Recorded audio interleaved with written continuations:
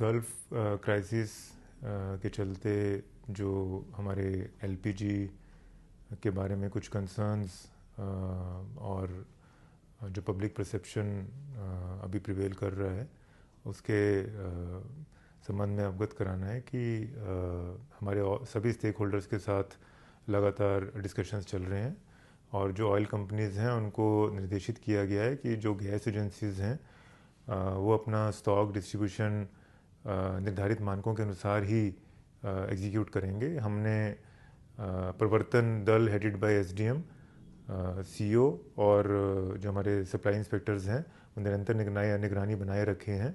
कहीं पर भी कोई इनपुट आता है हमारे होर्डिंग का, ब्लैक मार्केटिंग का या डाइवर्जन का, तो उस पर ऑन द स्पॉट हमारे बीएनएस और एसेंशियल कमोडिटीज़ एक्ट में मुकदमे दर्ज करते हुए सारे स्टॉक को सीज़ कर लिया जाएगा और उसका वितरण फिर हमारे सप्लाई ऑफिसर द्वारा सुनिश्चित किया जाएगा। इसलिए ये सभी ऑयल कंपनीज और एजेंसीज़ को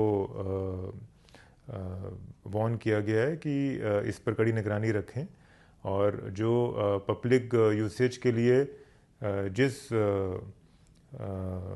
मानक अनुसार उनको वितरण करना है उसी प्रकार से होना चाहिए। अभी जो हमारे घरेलू गैस सिलेंडर हैं उस पर किसी भी प्रकार का कोई प्रतिबंध नहीं है। जैसा सप्लाईज बुकिंग्स पहले हो रही थी आगे भी उसी क्रियाविधि से होती रहेंगी। कमर्शियल जो हमारे गैस सिलेंडर्स हैं उसको लेकर जो हमारे एसेंशियल संस्थान हैं, एसेंशियल सर्विसेज जो प्रदान करते हैं, जैसे हॉस्पिटल्स हैं या कुछ ऐसे रेजिडेंशियल स्कूल्स हैं जहाँ पर मेस संचालित होती हैं, वहाँ पर उनको रेगुलर सप्लाईज मिलती रहेंगी। इसके अलावा जो अन्य संस्थान हैं उन पर अभी अनटिल फर्दर ऑर्डर्स प्रतिबंध रहेंगे जब तक हमारी सिचुएशन नॉर्मलाइज नहीं होती है। इसलिए उन संस्थानों से निवेदन है कि वो ऑल्टरनेट फ्यूल्स या जो हमारी फ्यूल सेविंग मेथडोलॉजीज़ हैं उनको अडॉप्ट करके अपना संचालन करें। और आम जन से ये अपील है कि किसी प्रकार से पैनिक ना करें। हमारा जो कंट्रोल रूम है उसके नंबर्स फ्लैश कर दिए गए हैं। आपको कहीं से भी कोई भी समस्या या कोई आशंका है, कोई एप्रीहेंशन है तो कंट्रोल रूम में अपनी बात को रख सकते हैं। उसकी पूरी inquiry within no time करवाते हुए आपको रिवर्ट किया जाएगा।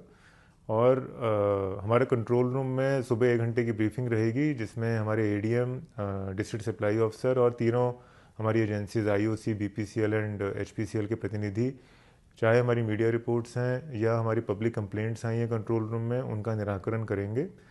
और ये इंश्योर किया जाएगा कि जो अभी पैनिक में या जो एप्रीहेंसिव हो रहे हैं हमारे आमजन, उनको